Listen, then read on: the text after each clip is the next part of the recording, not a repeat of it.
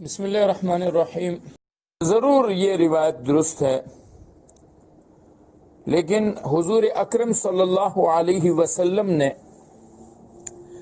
ایسا کیا ہے ایسی پوری زندگی کی کسی روایت میں ثابت نہیں ہے۔ حضرت عبداللہ ابن عمر رضی اللہ تعالیٰ عنہ جو حضرت عبداللہ ابن عباس رضی اللہ تعالیٰ عنہ کے درجے کے صحابی ہیں، کیونکہ عبادلہ جو صحابہ میں مشہور عبداللہ ہیں، جن کو فقہا بھی کہا جاتا تھا اور مشہور تھے اپنے زمانے میں، حضور کے زمانے میں چھوٹے صحابہ تھے، بعد میں بڑے ہو گئے۔ ان میں عبداللہ ابن عباس ہے، عبداللہ ابن عمر ہے، عبداللہ ابن زبیر ہے، عبداللہ ابن عمر بن عاص ہے۔ تو عبداللہ ابن عمر رضی اللہ تعالیٰ عنہ بالکل بھی اس معاملے میں جہر کے خلاف تھے، وہ اس جہر نہیں کرتے تھے۔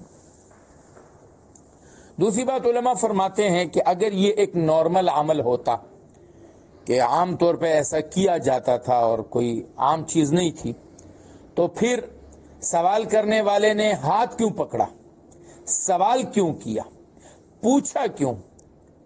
وہ اس لیے پوچھا کہ ان کو بھی ایک الگ بات نظر آئی جو عمومی معاشرہ مدینہ میں نہیں تھی۔ جو مسلمانوں کے معاشرے میں چیز رائج ہو جاتی ہے، ہمارے ہاں رائج ہے کہ جنازہ زور سے نہیں پڑھا جاتا، کسی کو حیرت نہیں ہوتی۔ جب جنازہ زور سے پڑھا جاتا ہے تو پھر سب کی آنکھیں پھٹی پھٹی رہ جاتی ہیں، بھئی ہوا کیا ہے۔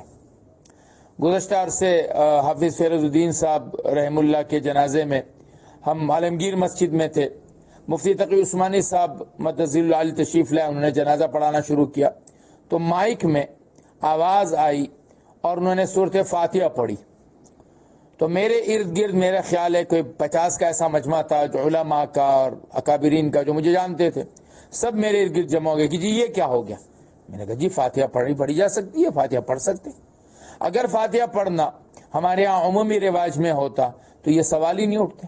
تو سوال جو اٹھایا وہ اس لیے اٹھایا کہ ایک نیا عمل ابن عباس نے کیا اور پھر اپنے عمل کی وضاحت کی کہ سنتن، یہ سنت ہے۔